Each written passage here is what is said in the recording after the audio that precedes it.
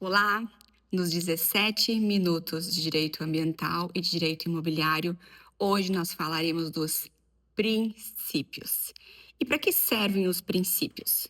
Os princípios, tanto nas demais áreas do direito, como no direito ambiental e no direito imobiliário, mas especialmente no tema de hoje, que são os princípios do direito ambiental, eles servem como incentivadores, como denominadores da origem da criação da legislação.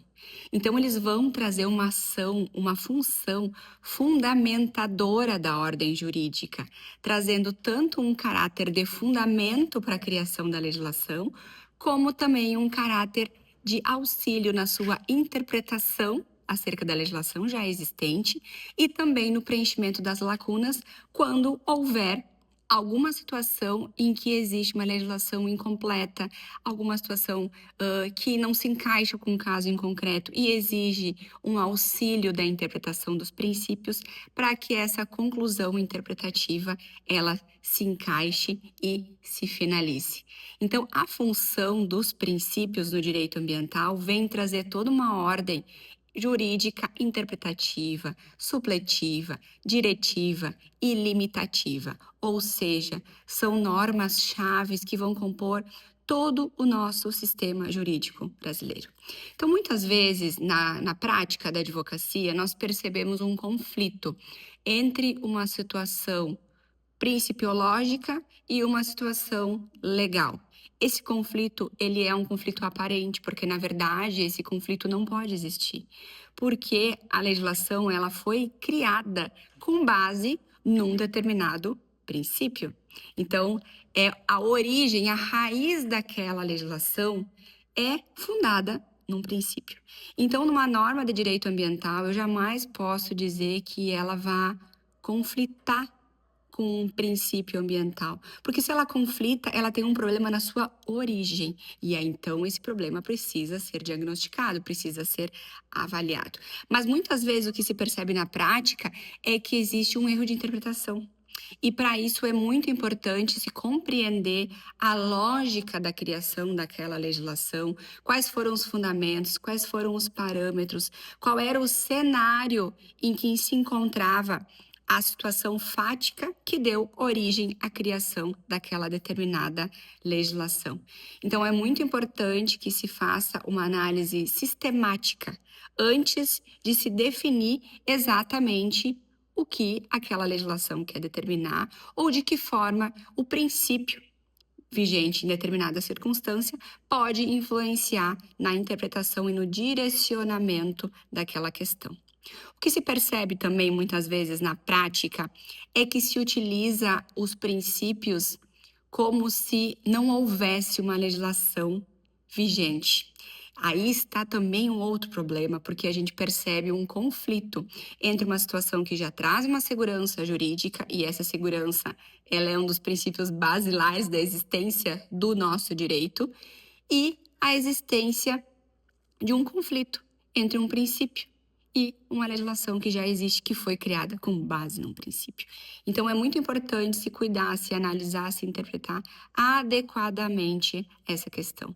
Robert Alexie vai dizer que as normas jurídicas se diferenciam das regras, que são as leis, por terem um alto grau de generalidade. Então, os princípios são justamente esse alto grau de generalidade, porque esse alto grau de generalidade é o que vai trazer e demonstrar o direcionamento que deve ser dado para as normas, para as criações legais que são elaboradas, sempre visando o cumprimento da função social, a preservação das atuais e das futuras gerações, conforme a nossa fonte basilar jurídica, que é a nossa Constituição Federal, no artigo 225 da nossa Constituição Federal.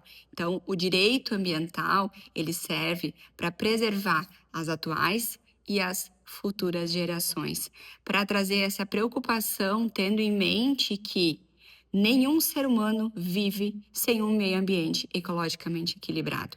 E o princípio basilar que dá origem a toda essa lógica é o da dignidade da pessoa humana, que está relacionado a todo o crescimento e toda a evolução histórica dos direitos humanos e do direito ambiental em cenário mundial. Então, isso vem lá de uma corrente dos direitos humanos, com todos os aspectos históricos que nós já vivemos mundialmente. Também houve uma reintegração em relação a essa visão da questão da dignidade da pessoa humana e dos princípios ambientais, tendo como uma disseminação mundial na Convenção em Estocolmo, em 1972, que deu origem a todas as internalizações, então, em cenário nacional a respeito da questão ambiental. Então, os princípios, trazendo uma conclusão a respeito deles, sobre os princípios, então, estão relacionados à questão da dignidade humana, trazendo como fundamento a nossa Constituição Federal de 88, são essenciais, então, para o preenchimento da lacuna, tendo em vista a inexistência de alguma legislação. Deve-se evitar, então, a aplicação aleatória, porque aleatória traria uma consequência de arbitrariedade em relação a isso e trazendo um abandono aos conceitos já formados em matéria ambiental que trazem a nossa segurança jurídica, que é tão importante. Os princípios só existem, então, no interior da Constituição Federal e devem ser interpretados em harmonia com os demais princípios constitucionais basilares da nossa Constituição Federal. Outros princípios também que são muito importantes, e trazendo agora, nomeando alguns deles que eu vou destacar para vocês, é o princípio da função social da propriedade. O princípio da função social está previsto no artigo 5º da nossa Constituição Federal, também no artigo 170, 182 e 186 da nossa Constituição. Também está previsto no Código Civil Brasileiro, no artigo 1228. A função social, ela diz respeito, então, ao dever do exercício da propriedade, seja ela rural ou seja ela urbana, em benefício não só do proprietário, mas também da coletividade, trazendo também uma obrigatoriedade de preservação ambiental. O que isso quer dizer? Quer dizer que a propriedade, ela não tem um direito absoluto. Ao mesmo tempo em que a Constituição Federal ela protege de um lado o nosso direito, de um outro lado ela flexibiliza esse direito em prol da coletividade, em prol da função social da propriedade. E por quê? Porque através dessa função social da propriedade, do equilíbrio entre esses dois lados, essas duas bases, tanto a questão privada quanto a questão pública, é que é possível o funcionamento da cidade de uma forma organizada, mecânica, urbanisticamente, trazendo o quê? O bem-estar social. Então, esse bem-estar social, esse bem-estar urbanístico, a qualidade de vida é a base dessa lógica da função social da nossa propriedade. Então, é muito importante que haja esse equilíbrio entre essas duas bases. Também temos os famosos princípios da precaução e da prevenção. Princípios esses que eu tive a oportunidade de estudar muito a fundo durante a minha tese de doutorado e que eu nomeio e classifico eles de uma forma um pouco distinta do que normalmente a gente acaba lendo nos livros, mas que no final ele traz a mesma lógica. Eu percebo que prevenção e precaução, no fundo, têm o mesmo objetivo: evitar a ocorrência de um dano. Então, se nós pudéssemos trazer uma linha entre os riscos conhecidos e os riscos desconhecidos, a prevenção estaria mais próxima do ponto daquilo que é conhecido e a precaução daquilo que é desconhecido. Mas vejam bem, ambos estão na mesma linha de gerenciamento de risco. Então, quando a gente fala em prevenção e precaução, nós estamos falando exatamente da mesma coisa.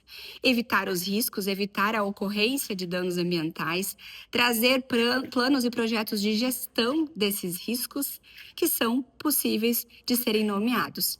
Mas nós temos, então, na nossa Constituição Federal, artigo 225, e no artigo 9º da Política Nacional do Meio Ambiente, todas essas definições sobre a prevenção e a precaução, sendo os princípios da prevenção e precaução princípios basilares no nosso direito ambiental. Porém, tem-se que muitas vezes a precaução, ela é conhecida na doutrina, como eu mencionei, quando eu tenho danos futuros incertos, ou seja, eu não tenho como determinar. São riscos abstratos, riscos que são atípicos da sociedade atual, mas riscos muito típicos de uma sociedade de risco, caracterizada por tanta incerteza científica.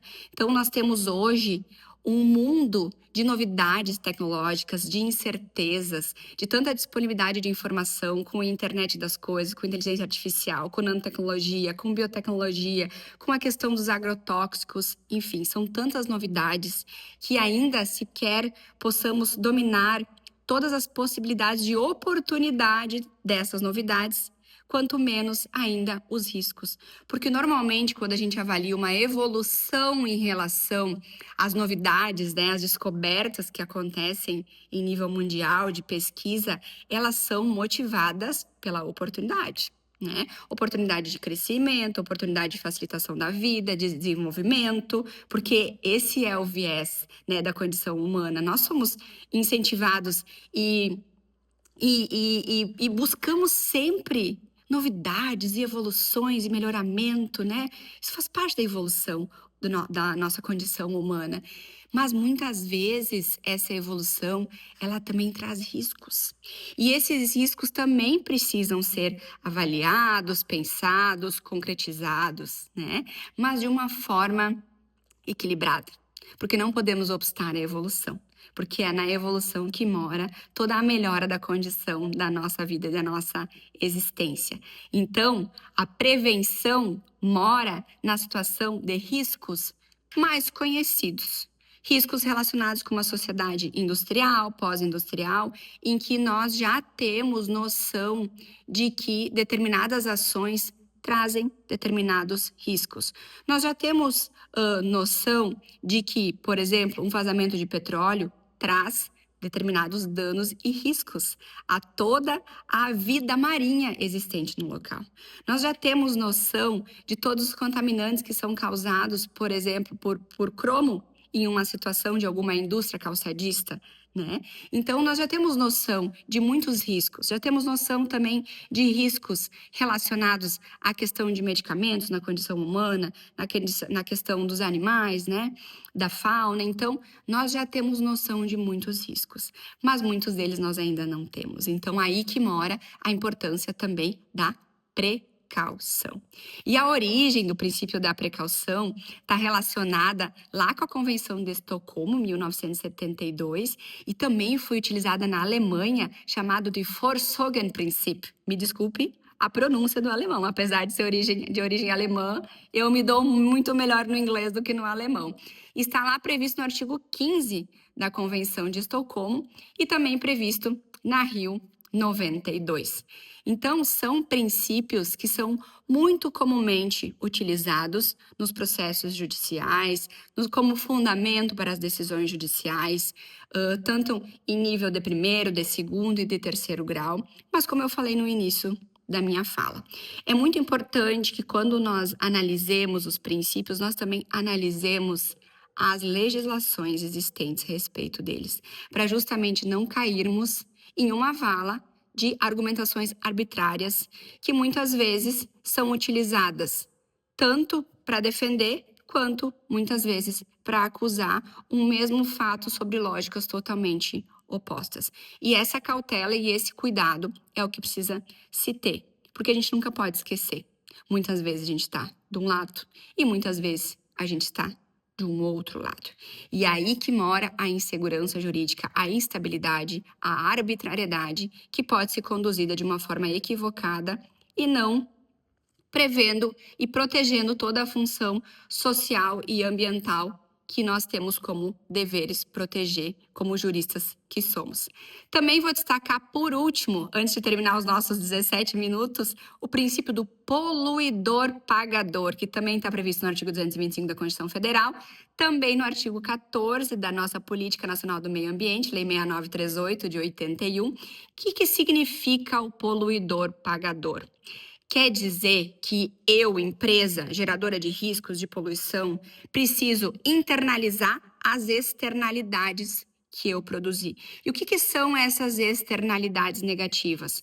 São as poluições, são os passivos ambientais. Por quê? Porque eu tenho um dever de trazer o gerenciamento desses riscos, de evitar com que essas externalidades danifiquem e causem problemas tanto para a população quanto para a questão ambiental.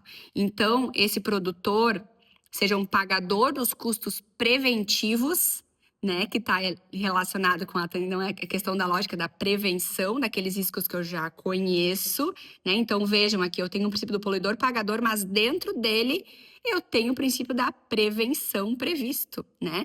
Mas o poluidor pagador é uma consequência dessa lógica da prevenção. Por quê? Eu pego o produtor, que é um poluidor, pagador dos custos, e não apenas um pagador de multa ou do direito de poluir, como muitos afirmam por aí, tá? Então, a lógica é essa. Eu internalizo as possíveis externalidades decorrentes da minha produção.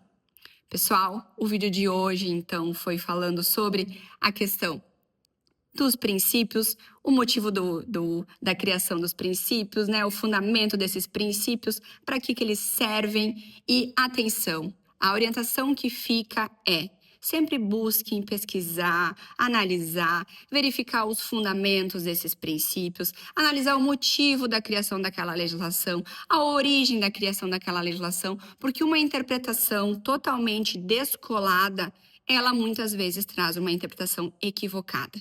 E também nós temos que ter em mente que, muitas vezes, o caso em concreto, eu não consigo encaixar perfeitamente na previsão da legislação. Eu tenho muitas vezes uma diferença entre o fato social e o fato jurídico. E aí há uma necessidade de justamente construir um melhor resultado para as presentes e para as futuras gerações. Obrigada e até os nossos próximos 17 minutos de Direito Ambiental e Imobiliário.